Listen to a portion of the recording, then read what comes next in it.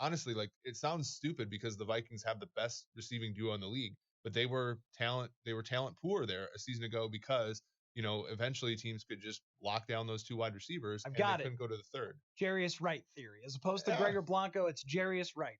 Jarius Wright had over 40 catches last year for the Carolina Panthers. So, despite the fact that he was playing behind, I think he was only their fourth receiver. So, I mean, somebody competent like that in that position would have done the Vikings wonders, I think. I think that would probably solidify it in people's minds when I put it that way. Like everyone remembers that Jarius Wright caught some big passes in 2017.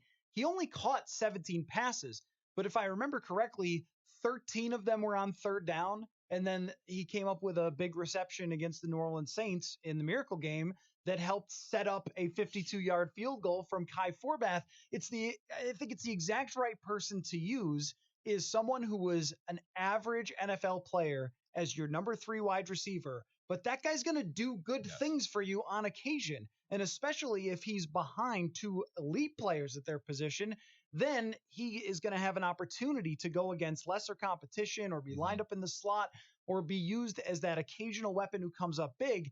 And Aldrick Robinson made a couple of catches. He had some touchdowns here or there, but I don't think Aldrick Robinson was anywhere near as good as Jarius Wright for what their capabilities are. And they never played him as much. He had the great first game against the Rams, but other than that, I mean, he was few and far between in terms of time on the field. It just seemed like they were destined to put Treadwell out there and just say, we're going to play 11 on 10.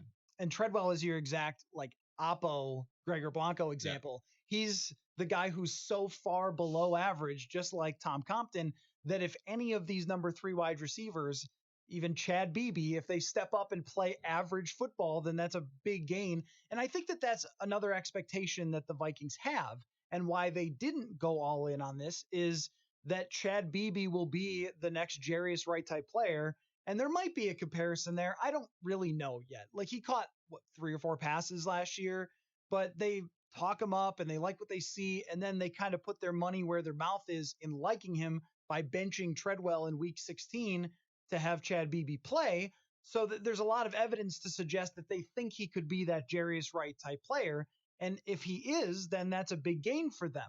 Whether that's actually going to happen or not, I don't know. What if Adam Humphrey was here or Golden Tate, then I would say I'm pretty certain that player is going to have a significant impact.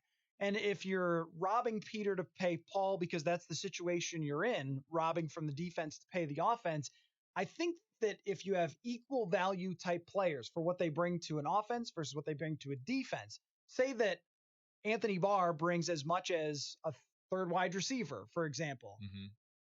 I think the offensive player gets you more points than the defensive player takes away, if that makes sense. That's unequivocal. I honestly, and the thing about defense is so offense dependent, right? So if your schedule runs you into teams that are exploiting, the weaknesses of your game as a defensive player, you're going to have a season that's not very good. Or you have an injury, right? Injuries, defensively, you're not really allowed to sort of favor them because you are always reacting to what the other team is doing. So, with Anthony Barr, he's a terrific player. He deserved to get a contract somewhere. But the fact of the matter is, 2016, he was one of the worst linebackers in the NFL, just a year after being one of the best. And so, there's also that inconsistency issue, and the fact that, as you said, the game is just far more sensitive to what offenses do than what defenses do.